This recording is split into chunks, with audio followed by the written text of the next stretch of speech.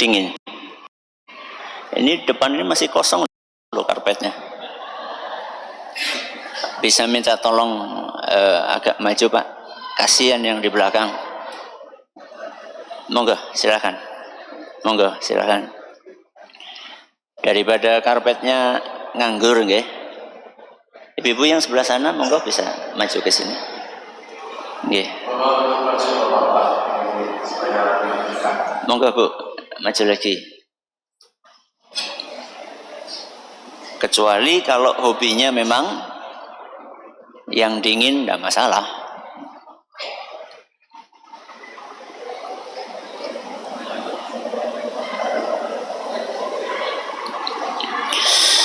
Bismillahirrahmanirrahim. Assalamualaikum warahmatullahi wabarakatuh.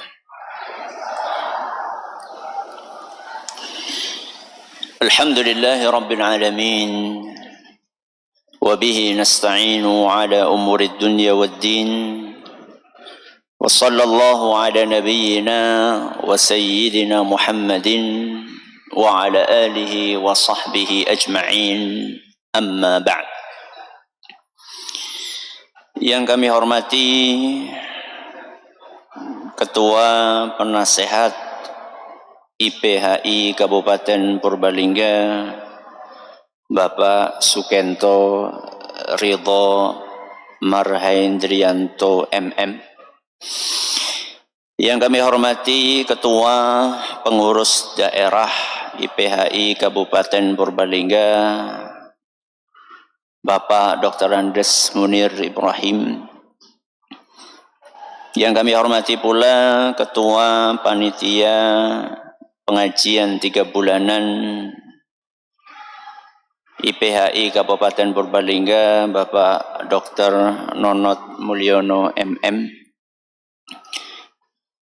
Para hadirin, para hadirat,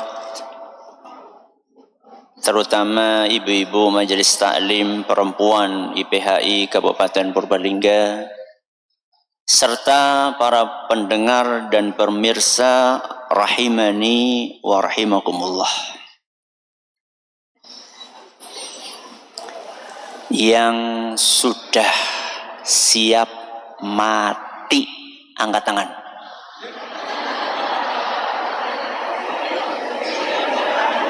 Orang nasi ngacung.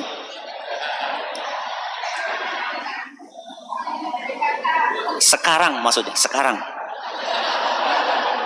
Yang sudah siap mati sekarang angkat tangan. Nyong orang ngacung. Tidak ada. Pertanyaannya, kenapa?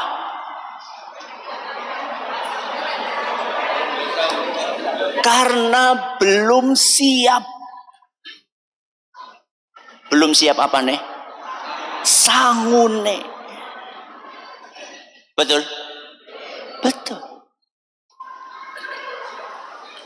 Ada seorang ulama namanya Mansur Ibnu Zadan. Di dalam kitab Tahdzibul Kamal yang ditulis oleh Imam Al-Mizzi, di dalam biografi ulama ini disebut, "Lau qila li Mansur ibn Zadan inna malakal mauti 'alal bab ma kana 'indahu ziyadatun fil amal." Mansur bin Zadan ini kalau dikabari malaikat pencabut nyawa sudah di depan pintu rumah. Saat itu akan mencabut nopo? Nyawa.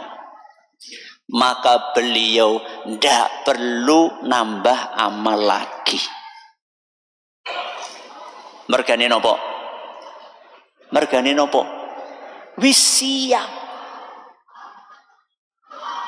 Mansur bin Zadan rahimahullah, kapanpun dimanapun malaikat pencabut nyawa datang, siap. Kados kula kali jenengan nggih. Mboten. Pertanyaannya, kenapa kita semua belum siap? Jawabannya, karena pola hidup kita belum ideal. Napa? Pola hidup kita belum ideal. Nek kados Mansur bin Zadan, wow, kalau kayak Mansur bin Zadan tadi, pola hidupnya sudah ideal, sehingga kapanpun malaikat datang, mau siang, mau pagi, mau sore, mau malam, nggak perlu nambah, karena sudah cukup. Enggane nggak enggane. Tok tok tok tok. Assalamualaikum, sinten? Kulo sinten? Malaikat pencabut nyawa. Ngabari jenengan. Mangke sonten jam 3 jenengan badhe dicabut nyawane. Enggane, andaikan. Kira-kira dari sekarang sampai jam 3 jenengan masih sempat buka HP nopo mboten? Si sempat nonton YouTube apa ora? Si sempat update status apa ora? Kita hanya akan berada di masjid, kita hanya akan membaca Quran, kita hanya akan tobat, kita hanya akan sholat, kita hanya akan birrul walidain, kita hanya akan memberikan wasiat-wasiat kebaikan kepada anak dan istri kita. Artinya apa? Artinya pola hidup kita itu belum ideal. Muhasabah. Napa muhasabah bahasa Indonesia nih? Ki kayane asene atis apa ya? Jenengan katisen mboten? Nun sewu, ya, minta tolong itu. Kalau nggak dimatiin ya di ke atas gitu loh. Kayak kan masya Allah kayak langsung kayak kan melasing apa yang di bawah situ kan kasihan. Kalau jenengan lebih suka sumuk apa adem? Sedeng nang surga. Ya. Sampai mana kita tadi? Apa? Oh, totok-totok wis liwat. Oh, muhasabah. Apa muhasabah bahasa Indonesianya? Introspeksi diri. Para ulama kita dahulu, bapak-bapak, ibu-ibu yang kami hormati, juga melakukan muhasabah. Selevel ulama loh. Sekali berulama besar, itu mereka melakukan muhasabah. Nek kados kula jenengan ora muhasabah, kowe jenengane kebangetan. Kalau kita merasa sudah nyaman, sudah ideal, sehingga kita nggak perlu melakukan muhasabah, introspeksi diri, kowe jenengane kebangetan. Saya kasih contoh. Seorang ulama besar namanya Imam Ibrahim At-Taimi rahimahullah.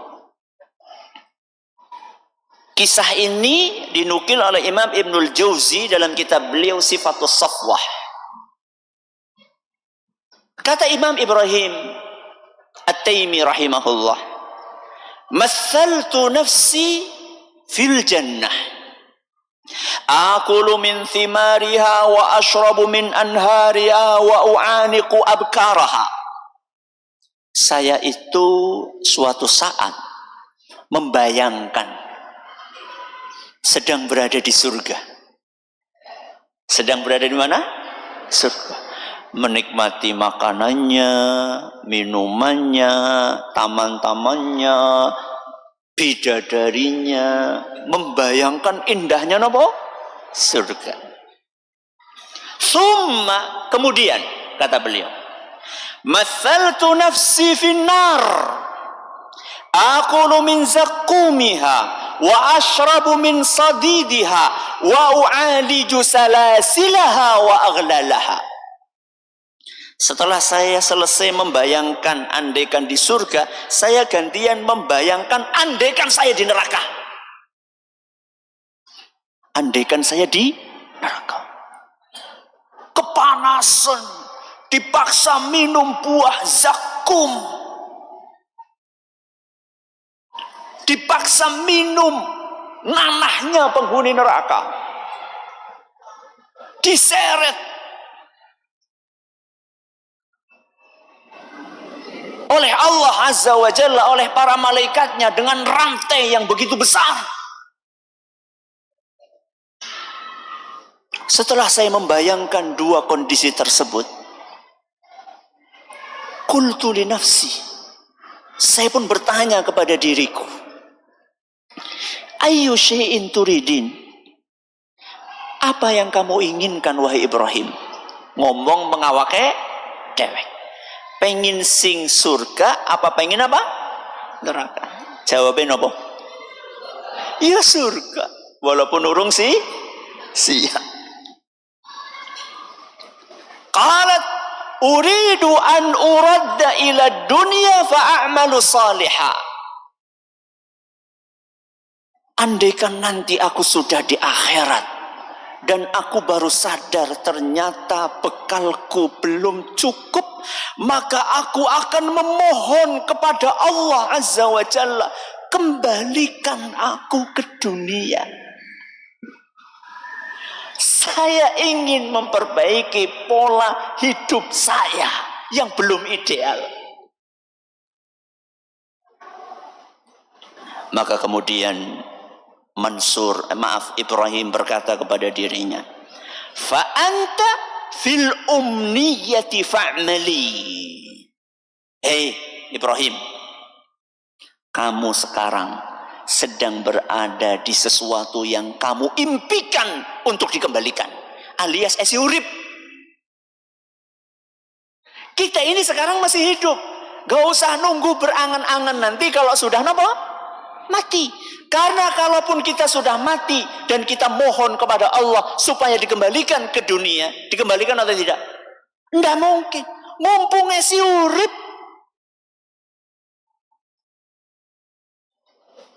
mumpung nafas ini masih bisa kita hembuskan, ayo kita perbaiki diri. Dan kita tidak mungkin mau memperbaiki diri kalau kita tidak introspeksi. Selama kita merasa, oh aku wis ideal, nyong wis cocok mlebu napa? Surga, nggak akan ada peningkatan dalam perubahan dalam kehidupan kita. Ustadz, apa yang perlu kita introspeksi? Sekurang-kurangnya 4. Pinten? 4. Yang pertama, introspeksi belajar. Yang kedua, introspeksi akidah. Yang ketiga, introspeksi ibadah.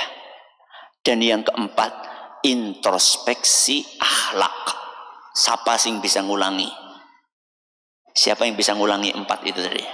Saya kasih hadiah snackku. Ya, monggo. Yang pertama apa tadi? Oke, belajar akidah. Masya Allah. Mana tadi?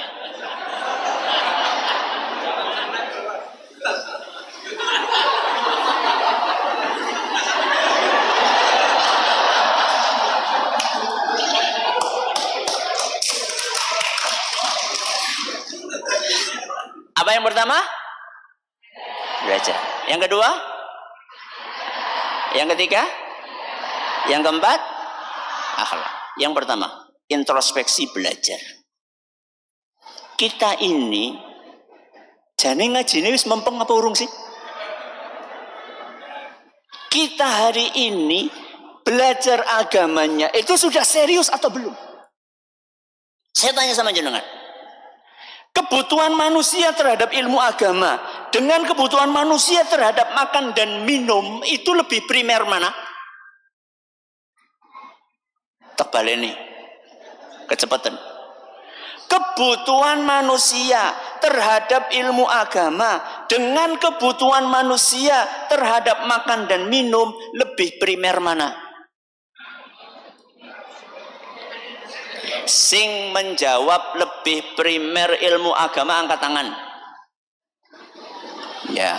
Yang menjawab lebih primer makan dan minum angkat tangan. Loh, lihatnya apa gitu? Abstain. Orang milih. Kata Imam Ahmad rahimahullahu ta'ala, salah satu murid yang paling menonjolnya Imam Syafi'i rahimahullah, kebutuhan manusia terhadap ilmu agama lebih besar dibandingkan kebutuhan dia terhadap makan dan minum. Kenapa? Karena sehari kita makan dan minum berapa kali? 3 kali. Makan esok, makan siang, makan malam. Saya tanya kepada jenengan, ilmu agama itu kita butuhkan dalam sehari berapa kali? 3 kali? Non-stop. Coba saya tanya sama jenengan, begitu jenengan bangun tidur pagi-pagi tadi, yang dibutuhkan apa? Ilmu apa soto? Ilmu apa? Ilmu doa bangun tidur. Napa tongane? Alhamdulillahilladzi ahyana ba'dama amatana wa ilaihin nusyur. Setelah kita baca doa bangun tidur, biasanya kita kemana? Kamar mandi. Ketika kita akan masuk kamar mandi, kita butuh apa?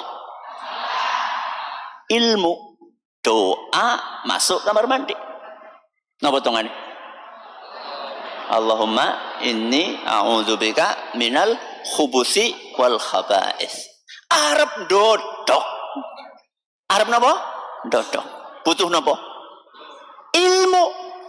Ilmu apa? Butuh ilmu dodok. Ilmu menghadap kemana kita? Betul? Menghadap kemana? Barat apa timur? Bagus. Berarti orang pada ngantuk ya. Utara atau selatan? Coba bayangkan jenengan.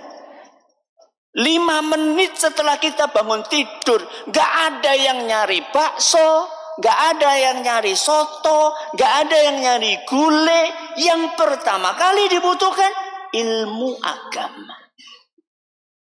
Pertanyaannya, ngaji kita hari ini sudah ideal atau belum? Belum. Harusnya kalau kebutuhan kita terhadap ilmu agama itu non-stop, kudune ngajine ya non-stop. Mana pengajian non-stop nang endi Ustaz? Radio. Ya, radio napa? Nah, sip. Gelombangnya pinten? 888 FM. Nggak ada alasan. Wah, nunggoni pengajian IPHI 3 bulan sepisan kesuwen. Ya. Hadir nggak masalah. Tapi masa Arab ngaji ngenteni 3 bulan? Kan pengajian banyak. Salah satunya pengajian IPHI. Ya. Daripada mboten. Ya. Coba Ada enggak di antara haji dan hajah yang membaca Al-Qur'annya belum lancar? Ada atau tidak? Ngacung.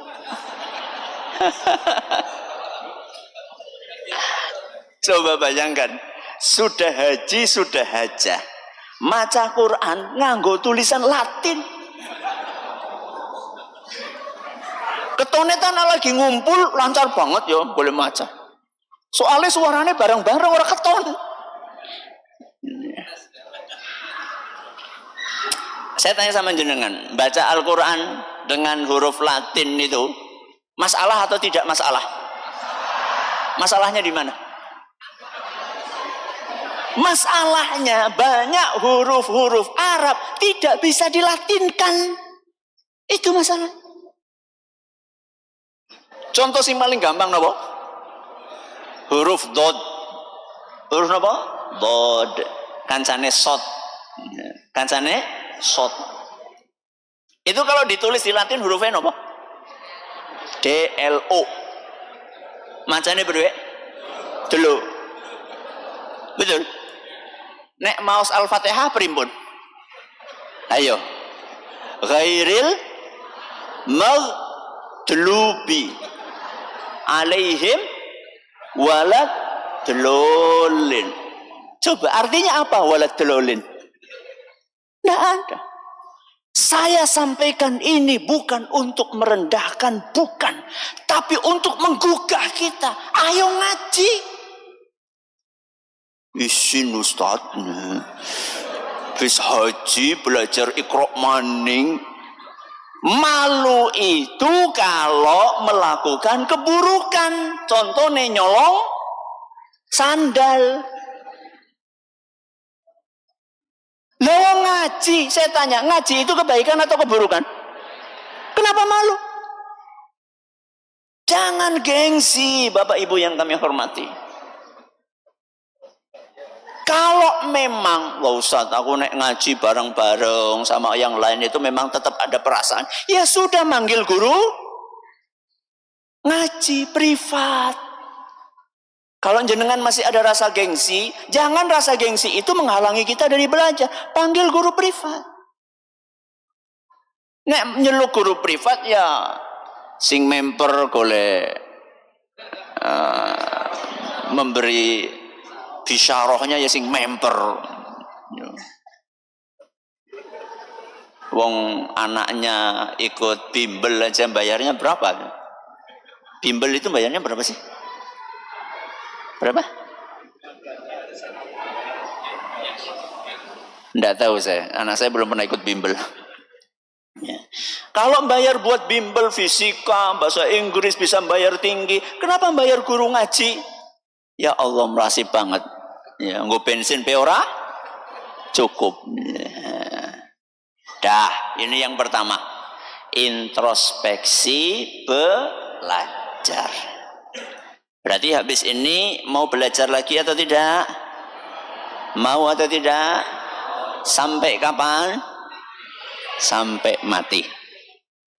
Kowe jangan mabrur nganti mati, kowe ngaji nganti mati. Ya. Dah, ini yang pertama. Kita pindah yang kedua. Apa tadi? Introspeksi akidah.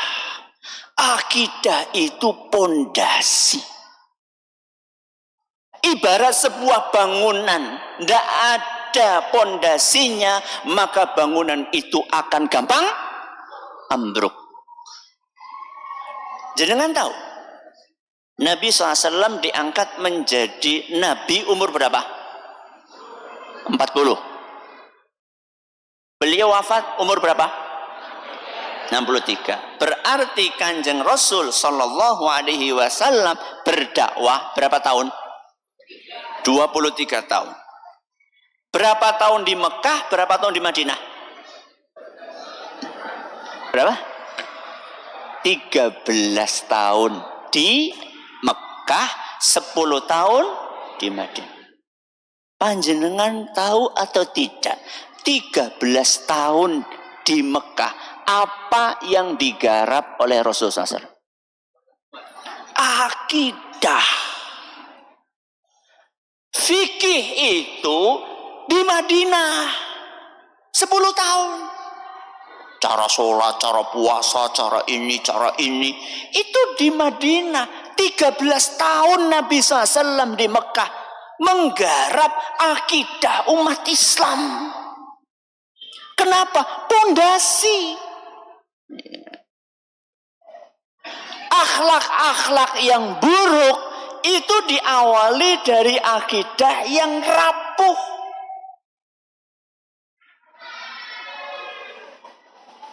Wonten mboten haji hajah sing medhit. Jen ustaz nek sira kepenak banget lho. Salahe ngundang. Ada enggak haji hajah yang pelit? Ada. Jenengan tahu itu sumbernya dari mana? Sumbernya dari akidah yang rapuh. Apa hubungannya Ustaz antara pelit sama akidah? Hubungannya orang yang pelit itu biasanya karena dia suudzon kepada sinten Allah. Lah nek engko infak ngesuk mangan apa? Kuwi suudzon gue jeneng. Suudzon sama siapa? Sama Allah. Iya. Karena semua dari kita sudah dijamin apanya? Rizkinya. Wa ma min dabbatin fil ardi illa 'ala Allahi rizquha. Semua makhluk yang bernyawa itu sudah ditanggung rizkinya. Kok masih ragu besok makan apa? Sehingga kita nggak mau infak, sehingga kita nggak mau mengeluarkan zakat, sehingga kita males-malesan untuk menafkahi keluarga kita. Mana tawakal kita kepada Allah Azza wa Jalla? Masa kalah sama burung?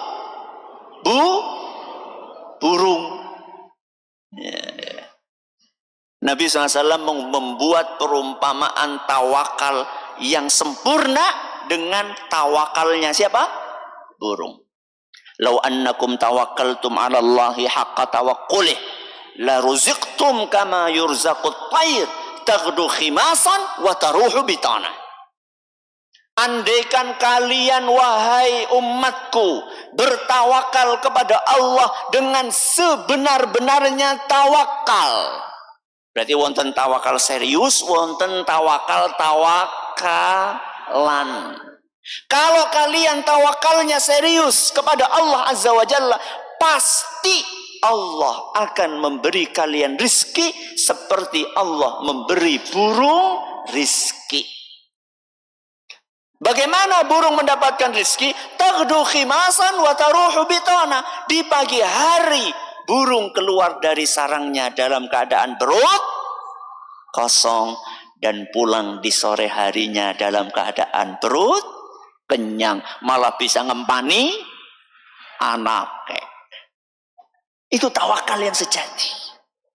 Tawakal yang sejati adalah bekerja dan hasilnya diserahkan kepada Allah Azza wa Jalla. Terserah Allah mau ngasih berapa hari ini. Makanya burung itu hidupnya tentram atau tidak? Tentram. Esok-esok sore kenapa? Karena tawakalnya tinggi sama Allah.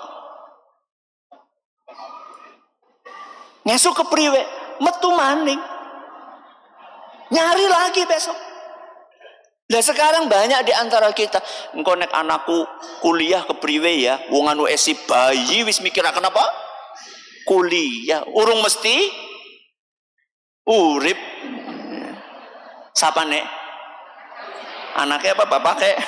Loro-lorone. Karena kita itu terlalu jauh memikirnya. Sesuatu yang belum terjadi dijadikan beban pikiran. Bukannya nggak boleh merencanakan. Boleh, tapi jangan jadi beban pikiran. Pernah jenengan ngelihat burung keluar dari sarangnya gawa kresek? Hah? Kresek? Nggak sanggup seminggu maning gitu. Pernah? Nggak pernah. Nggak pernah. Makanya hidupnya tenang. Tidak pernah jenengan melihat ada burung kendat. Ngertos kendat? gara-gara memikirkan besok akan makan apa. Tidak pernah. Hidupnya tenang. Kenapa? Karena tawakalnya tinggi. Ayo kita perbaiki akidah kita. Tingkatkan tawakal kita kepada Allah Azza wa Jalla. Jangan sekali-kali suudzon kepada sinten? Kepada Allah. Apa kata Nabi sallallahu alaihi wasallam? Dalam sebuah hadis yang diriwayatkan oleh Imam An-Nasa'i, dan hadis ini dinilai sahih oleh Imam Ibn Hibban dan Syekh Al-Albani. Wala yajtami'u syuhhu wal imanu fi qalbi 'abdin abada. Tidak mungkin pelit dan iman berkumpul di satu hati yang sama. Orang mungkin pelit kali nopo iman berkumpul di hati yang sama. Nek mukmin ya mesti dermawan. Berarti nek medit udah mukmin. Betul. Gak mungkin ketemu.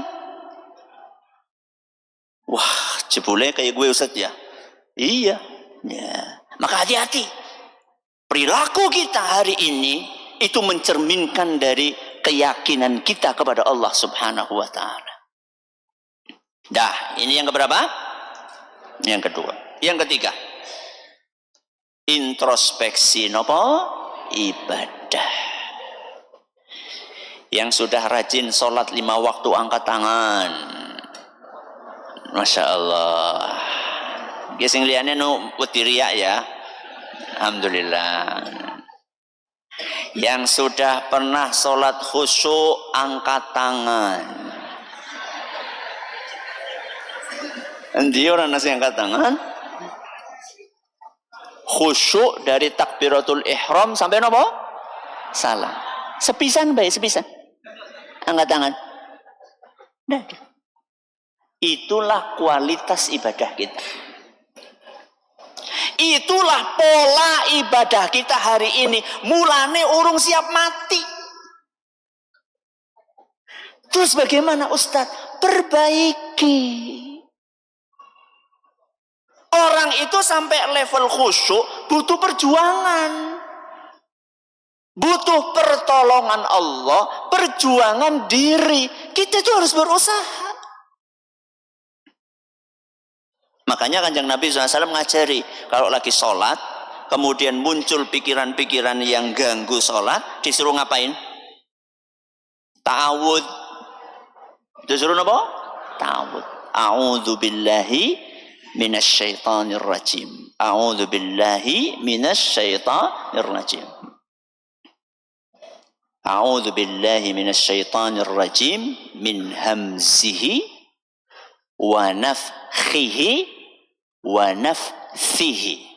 Kemudian kita mengeluarkan angin dari mulut kita ke sebelah kiri 3 kali. Kiri ngisor utuh tanggane. Tanggane pikir cuh. Mboten ke bawah, ke kiri bawah.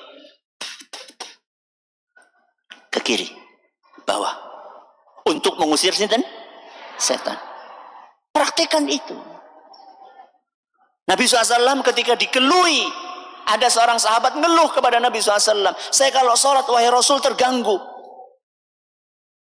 sehingga saya sampai lupa berapa jumlah rakaat. Jenengan kalau jadi makmum kan kepenak, sing mumet siapa? Imam. Makmum kan karpet. Kadang-kadang kita nggak tahu sudah rakaat berapa toh. Ngerti-ngerti bisa apa?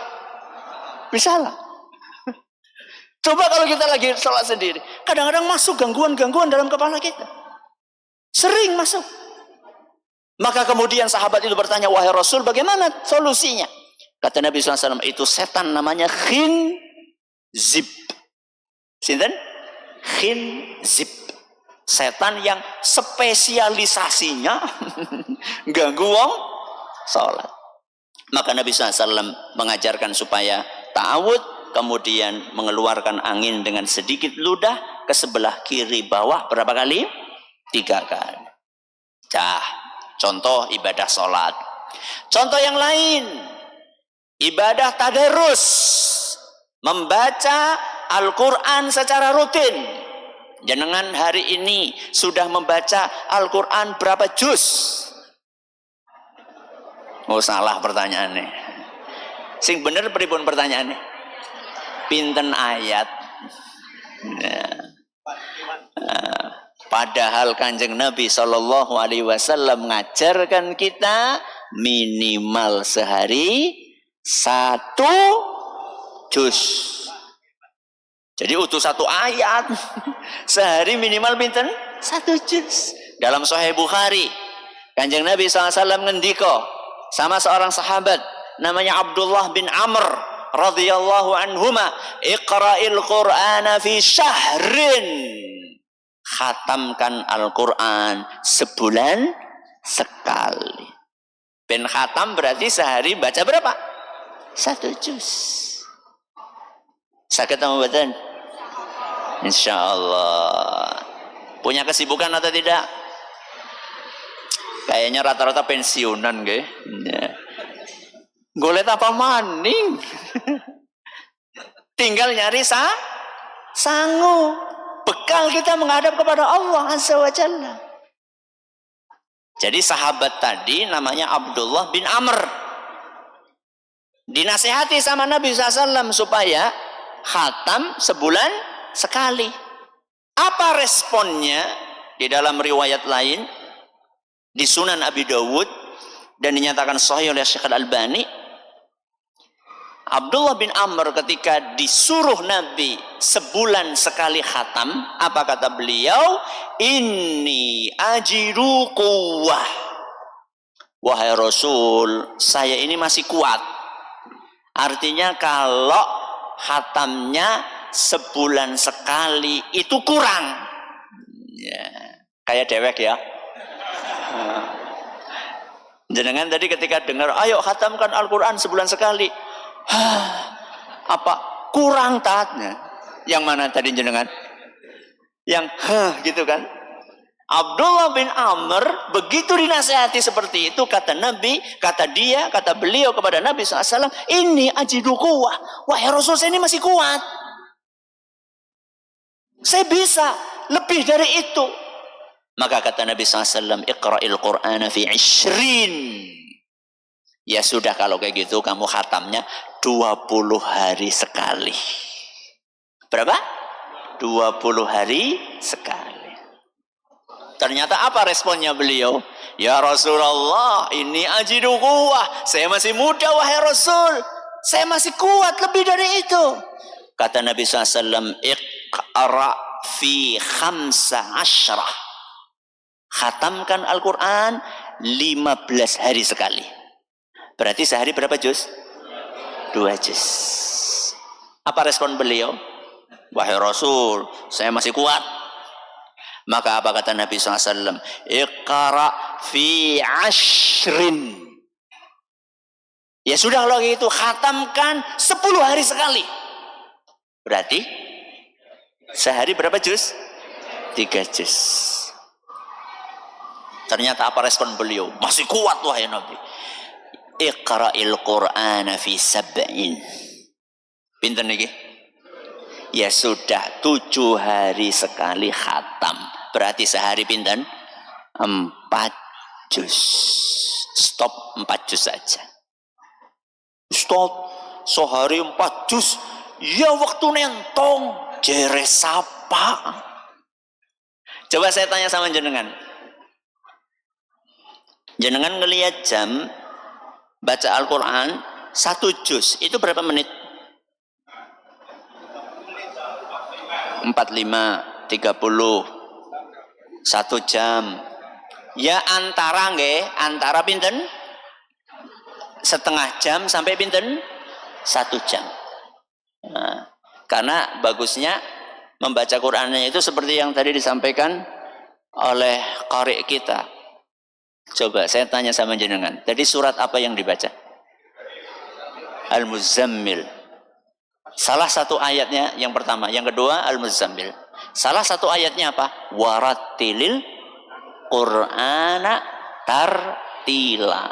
maos Quran niku sing tartil. Rosah kesusu. Ya. Jadi kalau tartil ya antara setengah jam sampai berapa? 1 jam. Bisa nggak meluangkan 1 jam? Bisa? Bisa. Ya tapi kan sibuk ngapa? Paling ya sibuk tulanan HP. Oh boten, alhamdulillah. Orang nonton, orang dolanan HP, kur nonton TV, oh ora, alhamdulillah. Orang nonton TV, kur dopokan karo tanggane, oh ora, alhamdulillah. Berarti isi dengan baca Quran. Siap? Insya Allah. Minimal berapa? 1 juz 1 hari. Nanti kalau jenengan sudah 1 juz 1 hari, sudah istiqomah sebulan, 2 bulan, setahun, 2 tahun, jenengan naikkan levelnya enggak apa-apa. Berapa jadi? 2 juz sehari. Nanti kalau sudah setahun, 2 tahun istiqomah, naikkan levelnya sampai berapa? 3 juz, begitu seterusnya. Ini yang keberapa? Yang ketiga. Yang keempat, yang terakhir, introspeksi akhlak.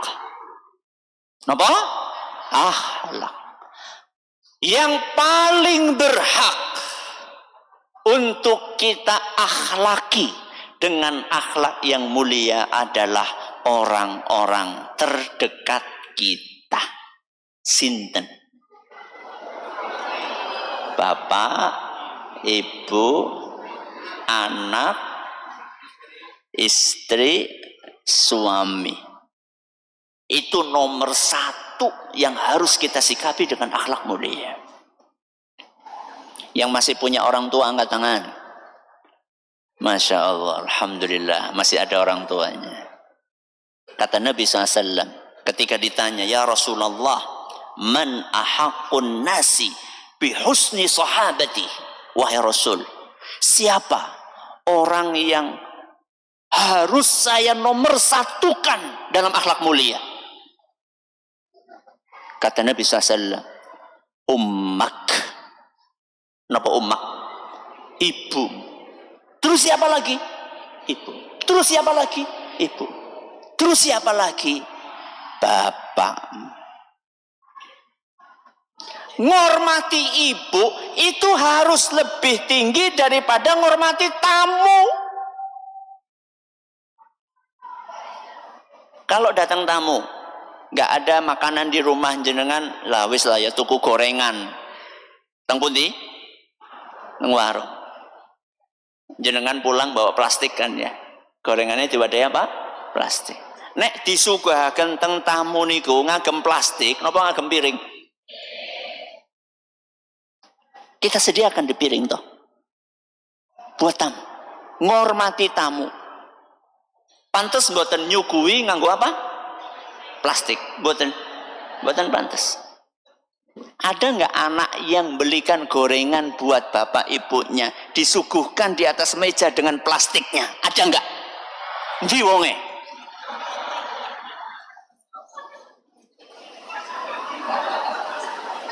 Ini kenyataan pahit. Apakah tamu lebih berharga daripada bapak dan ibu kita?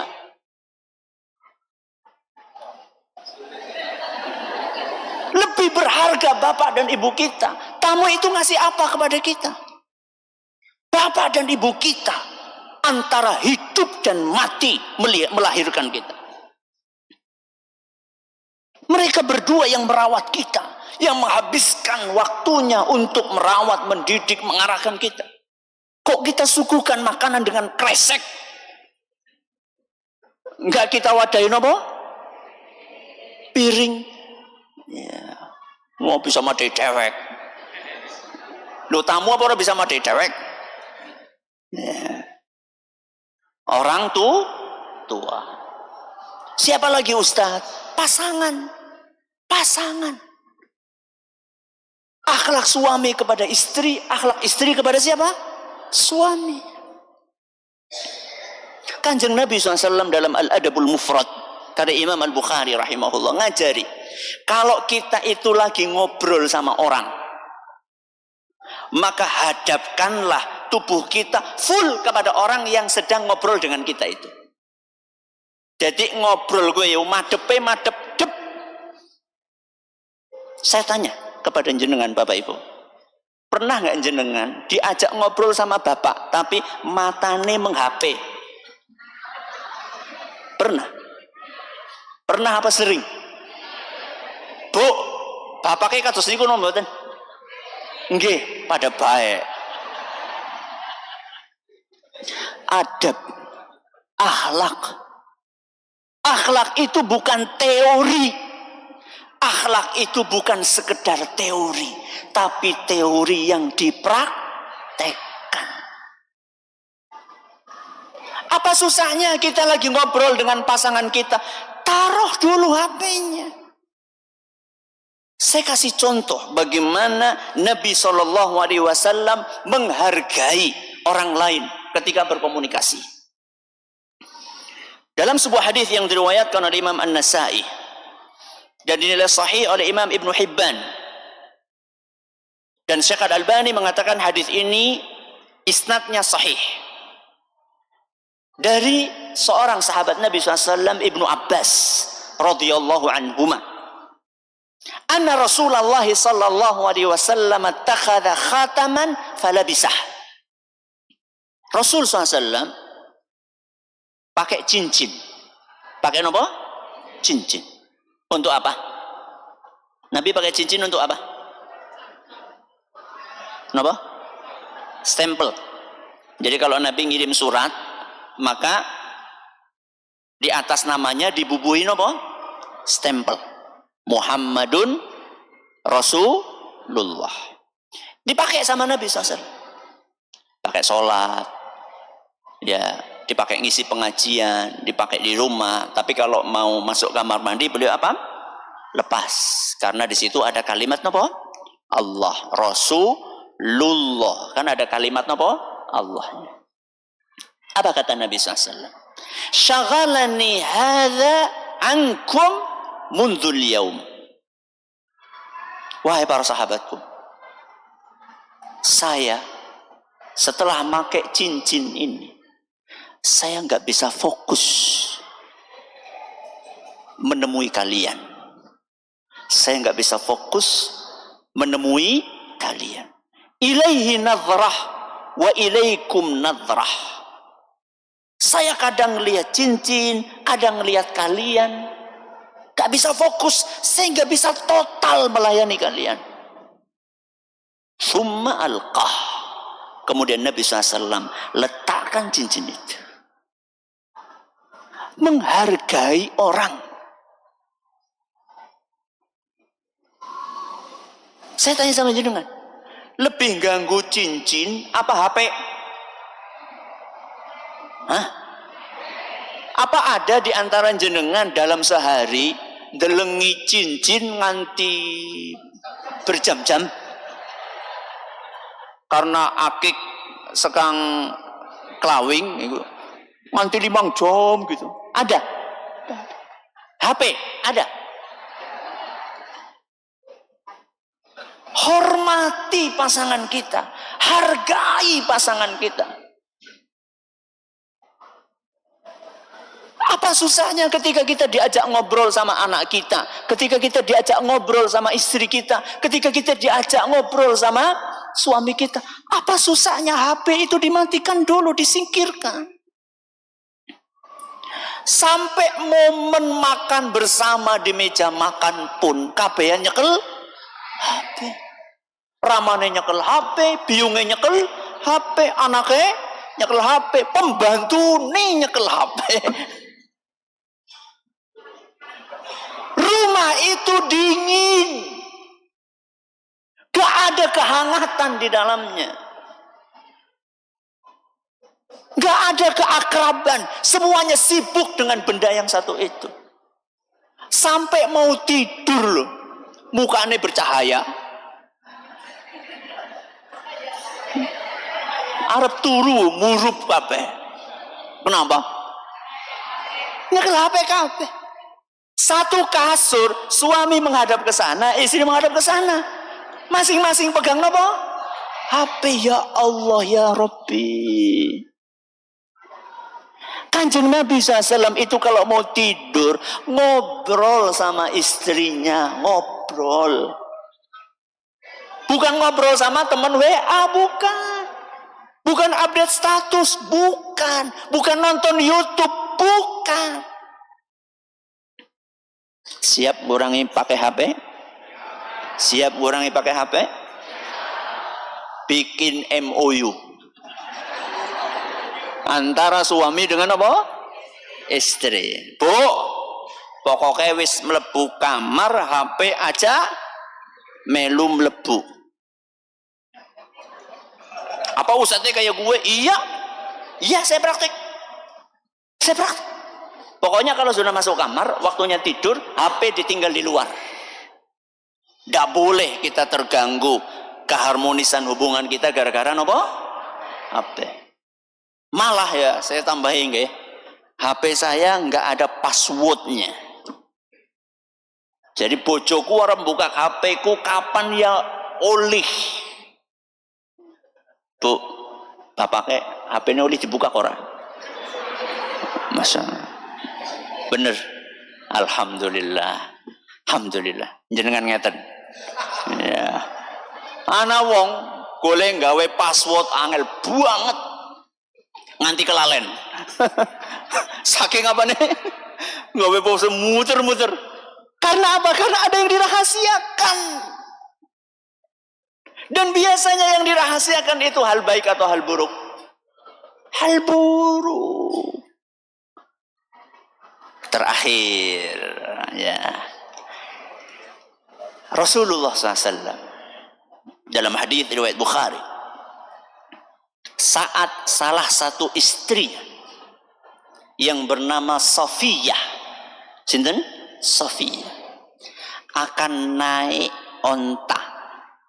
Akan naik apa? Onta. Onta niku dhuwur napa ndep? Dhuwur. Biasanya kalau mau naik itu, ontanya disuruh napa? Dodok. Disuruh menderum ya, disuruh kakinya disuruh nekuk supaya bisa naik. Itu pun masih tinggi. Terutama buat ibu-ibu. Apa yang dilakukan oleh Nabi SAW? Dengarin baik-baik. Fayada'u rukbatahu fatada'u Safiyatu rijlaha ala rukbatihi hatta tarkab. Begitu Nabi SAW melihat istrinya kesulitan untuk naik onta, maka Nabi SAW pun duduk bersimpuh. Duduk bersimpuh di atas tanah. Kemudian beliau jadikan pahanya sebagai tangga yang diinjak oleh istrinya naik ke onta. Hebat nama betul. Siapa sih bapaknya kayak gue? Orang anak onta Ustaz. Oke, gak ada onta. Saya tanya sama jenengan, yang tadi kesini naik mobil angkat tangan. Yang kesini naik mobil angkat tangan. Orang nono loh, masuk nono. Siapa yang tadi ketika turun mobil pintunya dibukakan sama suaminya? Angkat tangan. Orang nana.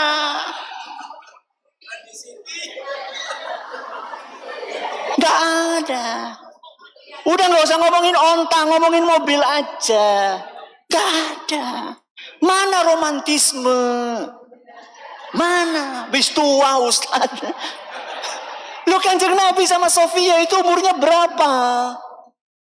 Di atas 50 Nabi SAW. Bahkan mungkin di atas 60. Masih romantis sama istrinya. Yang romantis itu suami toh atau istri juga seharusnya? Istri juga. Jadi kalau jenengan tahu Bu, bapak itu mau pulang jam 2 malam. Sudah tahu nih, Bu, saya pulang jam 2 malam. Seharusnya jenengan jam 2 malam itu sudah tidur. La ilaha illallah. Wis tangi, wis turu. Iya, maksudnya sudah tidur habis Isya. Betul. Jam 2 sudah bangun. Ora kur tangi ana ilere ora. Tapi tangi wis macak, wis dandan, banyu angete wis siap. Ya, wedange wis siap. Ya. Sehingga senang suami pulang. Kalau sudah sendirian ya. Ini saya lagi ngomong sama yang masih ada ya, pasangannya. Dan bapak-bapak, kalau ibunya sudah dandan seperti itu dihargai. Dihargai. Pripun dihargai ini? Masya Allah, ayu banget. Kenapa? Karena ibu-ibu itu kalau dipuji seneng nggak? Seneng. Tapi kalau dicuekin, ya Allah, sakit hatinya. Wis dandan rapi-rapi, ayu-ayu, bapaknya selonong langsung turu. Nggak ada penghargaan sama sekali. Jadi introspeksi diri. Apa yang pertama? Belajar. Yang kedua? Akidah. Yang ketiga? Ibadah. Yang keempat? Akhlak. Mudah-mudahan bermanfaat bagi kita semuanya. Ilmu yang kita dapatkan diberkahi oleh Allah Subhanahu wa taala dan bisa kita amalkan, serta mudah-mudahan kita semuanya bisa menghadap kepada Allah Azza wa Jalla dalam keadaan husnul khatimah. Begitu doa kita hari ini. Kata sangat kerenta kelentunipun atur, kula nyuwun kunging pangapunten. Kita akhiri dengan doa kafaratul majlis insyaallah. Apa doanya? Subhanakallahumma wa bihamdika asyhadu an la ilaha illa anta astaghfiruka wa atubu ilaik. Mudah-mudahan dengan doa penutup ini dosa-dosa kita diampuni semuanya oleh Allah Subhanahu wa taala. Terima kasih atas perhatiannya. Mohon maaf atas segala kekurangannya. Wassalamualaikum warahmatullahi wabarakatuh.